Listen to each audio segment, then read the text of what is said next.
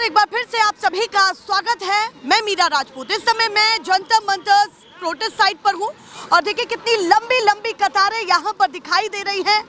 सड़कों से 1 किलोमीटर दूर यहां पर प्रोटेस्ट साइट से ये भीड़ है।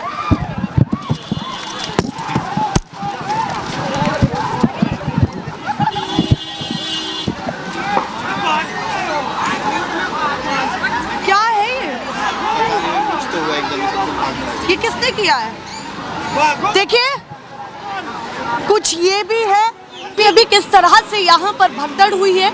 अपने आप में ये काफी महत्वपूर्ण हो जाता है कि लगातार मिस इन्फॉर्मेशन इस प्रोटेस्ट में फैलाई जा रही है, क्योंकि लोग बता रहे हैं कि ऐसा कुछ नहीं था। अगर इस भगदड़ में किसी को कोई गंभीर चोट आ जाती है, जिस तरह से यहाँ पर इतनी संख्या है, तो फिर क्या होगा। इस प्रोटेस्ट में कोशिश ये भी की जाए कि वॉलंटियर्स बढ़ाए जाए, क्योंकि कोई भी मिस इन्फॉर्मेशन होती है तो लोग उससे प्रभावित होकर के भागते हैं। और देखिए अभी किस तरह से अभी भगदड़ मची है और कुछ भी नहीं, उसके बावजूद ये तस्वीरें निकल करके सामने आ रही हैं। आपको लंबी लंबी कतारें यहाँ पर दिखाई दे रही है। उस बीच में ये भी काफी महत्वपूर्ण हो जाता है कि कॉकरोच जनता पार्टी के नेतृत्व करने वाले लोग आशुतोष रांका, सौरव दास, वहीं से सरकार की तरफ से कुछ नुमाइंदे कॉन्स्टिट्यूशन क्लब में क्या कर रहे हैं। मोदी मीडिया मुर्दाबाद। मतलब कोई बोल रहा है, आप लोग किस तरह से माहौल बिगाड़ रहे हैं। आप जैसे लोगों को आइडेंटिफाई करने की जरूरत है।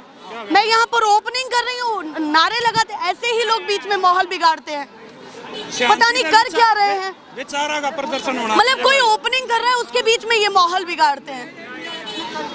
भैया मैं लाइन में ही था। फिर लग जाओ। लंबी लंबी कतारें हैं, कोई लाइन से हट भी जा रहा है तो वो कोशिश कर रहा है कि भाई मैं जहाँ पर था वहाँ पर आऊँ। तो लंबी लंबी कहाँ से लाइन लगी? मैं यहीं से लग के उधर से लगते इधर आया हूँ। अब मैम एक बात बताइए, अब एक बात है कि लोग पीछे जाना नहीं चाह रहे हैं। भड़काने वाली बात है कि नहीं है। पब्लिक को इतना वो करा, भी भागा, मेरे चोट लगा हुआ है, पैर में कुछ हो जाता मेरे को। हाँ, पुलिस वाले जिम्मेदार होते हैं।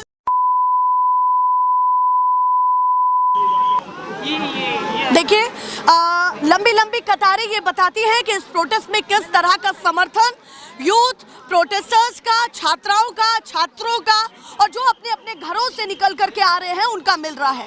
पर इस बीच में महत्वपूर्ण जानकारी अब मैं आपको दे देती हूँ कि एक तरफ सीजेपी के तमाम जो टीम मेंबर्स हैं, कोर टीम के लोग हैं, आशुतोष रांका, सौरव दास, दो बड़े चेहरे, वो सरकार के डेलीगेशन से मिलने के लिए कॉन्स्टिट्यूशन क्लब जाते हैं, एक न्यूट्रल एवेन्यू पर जाते हैं। और अभी 2 घंटे पहले बातचीत हुई है सरकार के नुमाइंदों से, आशुतोष रांका और सौरव दास की। क्या कुछ बातचीत हुई है? बातचीत में पहली बड़ी चीज धर्मेंद्र प्रधान का इस्तीफा, दूसरी बड़ी चीज कि जो लोग इस नीट पेपर लीक मामले में जिन्होंने अपनी जान गंवाई है, उनके परिवारों को 1 करोड़ का मुआवजा। तो वही तीसरी बड़ी मांग की जो 20 तारीख को परिस्थितियां बनी, उसमें जिन छात्रों छात्राओं पर FIR दर्ज हुई है वो विथड्रॉ होनी चाहिए, ये कहा है। 3 बड़ी मांगे, उसमें सरकार ने अगले कल दोपहर तक का समय मांगा है और फिर से बातचीत के लिए बुलाया है। ये एक महत्वपूर्ण अपडेट। तो वहीं अभिजीत दीपके ने ये कहा है कि मेरे पास इनपुट आया है कि हम लोगों की गिरफ्तारी हो सकती है आज रात को।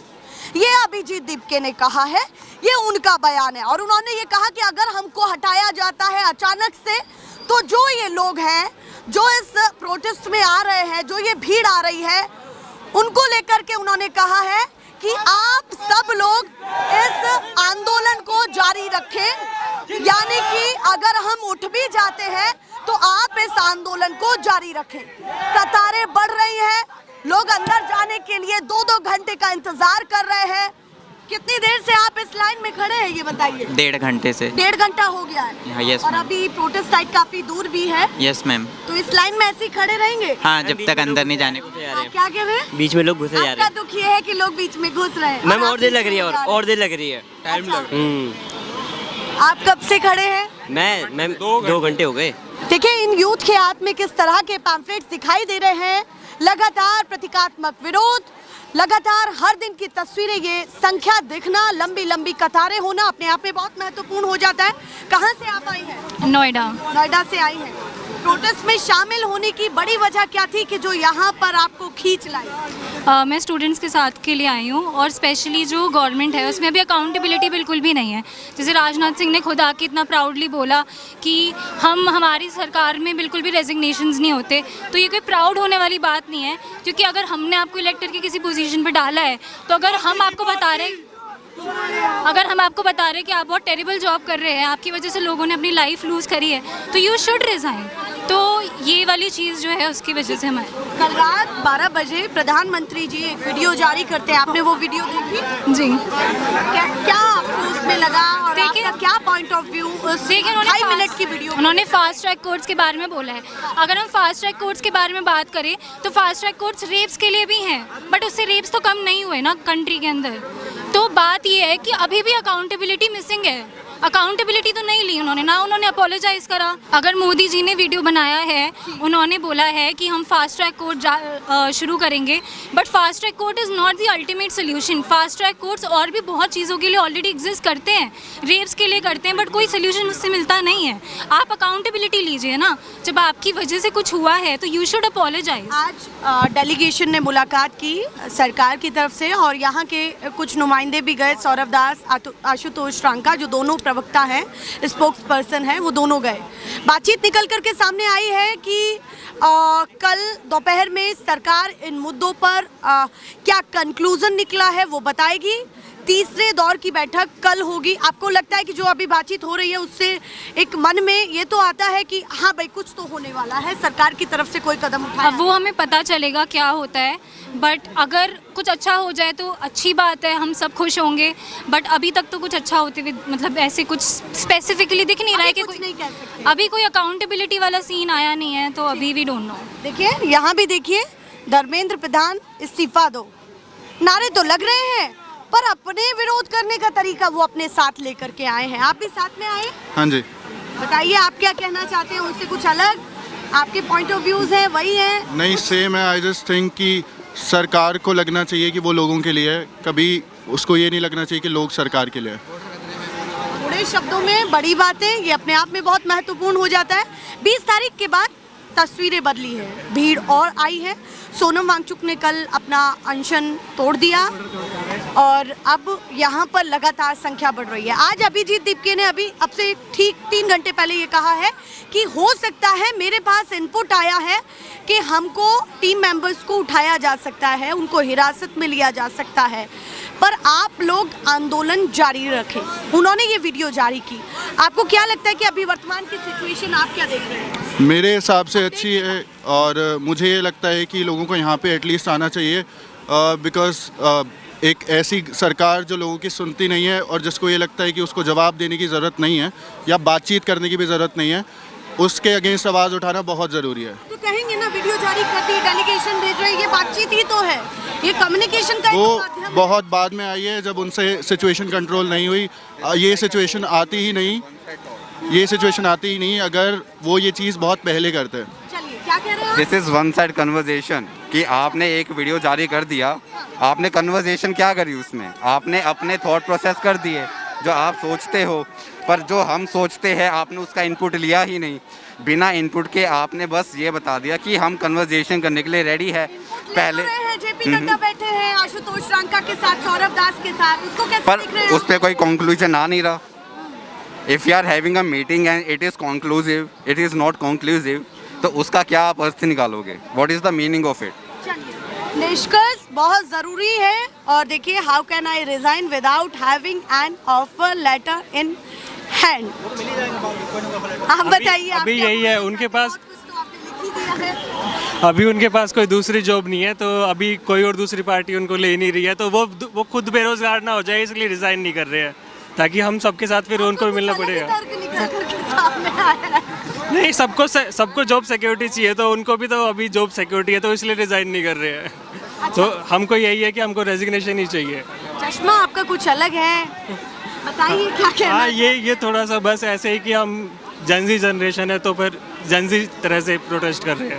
वो तो दिख ही रहा है पूरे सोशल मीडिया पर किस तरह की वीडियो सर्कुलेट हो रही है, बिहार में किस तरह का प्रदर्शन चल रहा है, में अपने अपने तरीके से अपने अपना, देश भर में चल रहा है। हाँ जहाँ जैसा जिनसे हो पा रहा है सब अपने कंट्रीब्यूट तो कर दिन में एक अच्छा पॉजिटिव रिस्पांस सरकार की तरफ से, डेलीगेशन की तरफ से निकल कर के सामने आने वाला है। हाँ मतलब हमारा हम चाहते तो वही है, पर देखो अब सरकार कब झुकती है, पर अभी तो नहीं लग रहा है कि ऐसा कुछ होने वाला है। कुछ नहीं लग रहा है, जल्दी में कुछ नहीं लग रहा है। अभी तो नहीं लग रहा है, पर हम जब तक नहीं हमें कुछ पुख्ता सब कुछ मिल जाएगा, कुछ ना कुछ की रिजाइन कर रहे हैं कुछ। प्रॉमिसेस और गारंटीज में फ़र्क होता है। Guarantees something else, promises are something else. हाँ बोलिए। मैम मैं जो है मतलब देश एकता के लिए कुछ लाइनें लिखी थी मैंने, देश एकता के लिए, तो मैं वो बोलना चाहता हूँ कि राजनीति अगर देश को सुधारती तो देश में ये देश के टुकड़े करने के आज मुद्दे खड़े नहीं होते। मुसलमान अगर गद्दार है तो कलाम जैसे बंदे कभी भारत को ताकत नहीं पहुँचाते। ये डन, ठीक है। देखिए कुछ यंगस्टर्स यहाँ पर पहुँचे, मैं उनसे बातचीत करने की कोशिश करती हूँ। शुभ नाम क्या हुआ आपका? मेरा नाम रागिनी है। रागिनी, कहाँ से आप आई हैं? मैं छतरपुर से आई हूँ। छतरपुर से जी। प्रोटेस्ट को सपोर्ट करने के लिए। जी मैं बिल्कुल सपोर्ट करने आई हूँ। और मैं पढ़ाई कर रही हैं अभी, क्या कर रही हैं? अभी मैंने अपनी स्टडीज़ कंप्लीट कर ली और मैं अभी जॉब कर रही हूँ। अच्छा। जी। प्रोटेस्ट के बारे में आपका क्या नज़रिया है, क्या चल रहा है और अभी क्या करना चाहिए आप यूथ को, स्टूडेंट्स को? मैं यूथ के बिल्कुल साथ हूँ और उनके साथ जो हुआ है वो गलत हो रहा है और एक्शन लेना चाहिए हमारे प्राइम मिनिस्टर को, क्योंकि वो अभी तक सही से बिल्कुल भी परफेक्टली उन्होंने कोई एक्शन नहीं लिया है। जो स्टूडेंट्स मांग रहे हैं वो उन्होंने कंप्लीट नहीं किया है। तो मैं तो इनके साथ हूँ बिल्कुल और मैं अपना पूरा सपोर्ट देती हूँ और इसलिए मैं आज आई हूँ अपने साथ के यूथ को सपोर्ट करने के लिए। ठीक है जी। आज अभी डेलीगेशन से मुलाकात हुई, सरकार के डेलीगेशन से सीजेपी के 2 महत्वपूर्ण मेंबर्स के द्वारा। दोनों की बातचीत हुई, दोनों पक्षों की, और उसमें ये निकला कि कल दोपहर तक का हमें समय दीजिए। तो आप इस बातचीत को कैसे देखती हैं? मैं इस बातचीत को ऐसे ही देखती हूँ कि अब पता चलेगा कंक्लूजन क्या निकलेगा, उसके बाद ही हम जान पाएंगे कि क्या रिजल्ट होगा। उससे पहले तो हम जो प्रोटेस्ट कर रहे हैं वो तो हम करेंगे, क्योंकि जब तक स्टूडेंट सेटिस्फाइड नहीं होंगे तब तक ये चलता ही रहेगा। पहले कंक्लूजन चाहिए, उसके बाद ही वो डिसाइड करेंगे। जी बिल्कुल।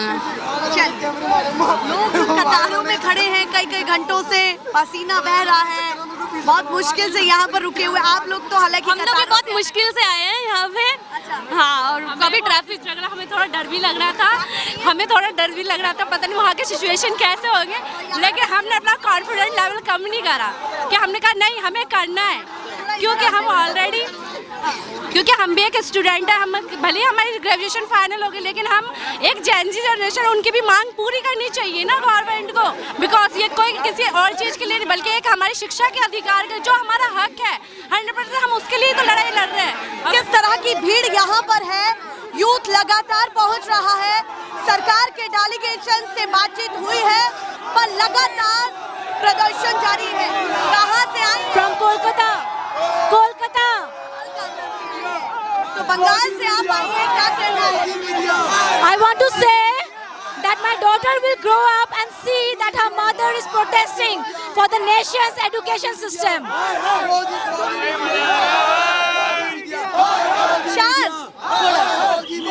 अच्छा रुकिए, थोड़ा शांत रहे ताकि बात। तो लगातार ये प्रदर्शन पिछले 35 दिन से चल रहा है। आपको क्या लगता है कि आगे की स्थिति कैसी होनी चाहिए, क्योंकि आज सरकार के डेलीगेशन से मुलाकात है? पहले भी अच्छा नहीं था, आने वाला दिन भी अच्छा नहीं रहेगा, पर ये यूथ जो है उनको समझना चाहिए for whom to stand. At least they should fight for their freedom. Least we have asked, that is education system. That is our right. And if the Supreme Court of देखिए problem यहाँ पर ये है कि लोगों को थोड़ा समझने की ज़रूरत है कि कौन कैसा है और क्या करना चाहिए हमको। ये बहुत ज़रूरी है और बहुत धन्यवाद कि आप ऐसे लोगों को चिन्हित भी कर रहे हैं कि भाई ऐसा हर कोई नहीं होता है। भाई मैं सिर्फ एक ही कहूँगा, जो आपका प्रोटेस्ट कवर कर रहा है वो गोदी मीडिया नहीं है। गोदी मीडिया अपने ऑफिस में बैठी हुई है, ठीक है, इसलिए आप कहाँ से आए? मैं राजस्थान से हूँ। यूपीएससी एस्पिरेंट हूँ, UPSC DU से स्टूडेंट हूँ। DU से हैं। हाँ। तो अभी आप क्या कहना चाहते हैं सरकार के डेलीगेट, थोड़ा सा पीछे पीछे हो जाए ताकि बात कर पाओ। सरकार के डेलीगेशन से बातचीत तो हुई है, पर यहाँ पर आकर के सौरभ दास ने ये कहा है कि हमारी बातें अभी क्लियर नहीं है और कल दोपहर तक उन्होंने कहा है विचार के। आप क्या मानते हैं, क्या कुछ निकलने वाला है? सरकार सिर्फ गुमराह कर रही है छात्रों को। छात्र मतलब स्टूडेंट्स किसी भी बात पे भी भरोसा कर लेते हैं।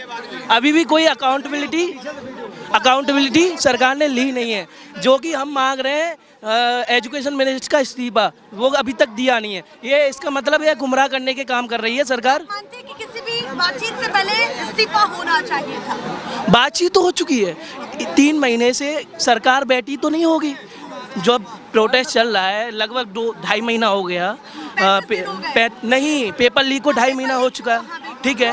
हाँ, अलग अलग जगह पे हो रहे हैं। तो सरकार ने इसका मतलब पहले से ही कोई कदम उठाए होंगे, बातचीत चल रही होगी। इसका मतलब अभी सरकार गुमराह करने की बात आ रही है, जब मेनली इस्तीफे पर बात आ रही है। तो एजुकेशन मिनिस्टर का इस्तीफा होना चाहिए स्पष्ट।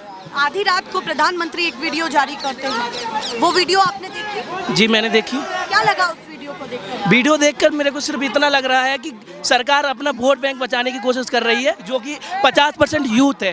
बाकी सरकार ने अभी स्टूडेंट्स के लिए कोई कदम नहीं उठाए हैं। सारा वोट बैंक का खेल है। जी, अभी जो यूथ जब अपनी अधिकारों के लिए, अपने चीज़ों के लिए आवाज़ उठा रहा है, जब सरकार बस एक वीडियो डालने से 2-2.5 महीने से प्रधानमंत्री कहीं सो रहे थे क्या? प्रधानमंत्री को उठना चाहिए था। प्रधानमंत्री आज प्रेजेंट में, आज मेरा नाम प्रमोद राजपूत।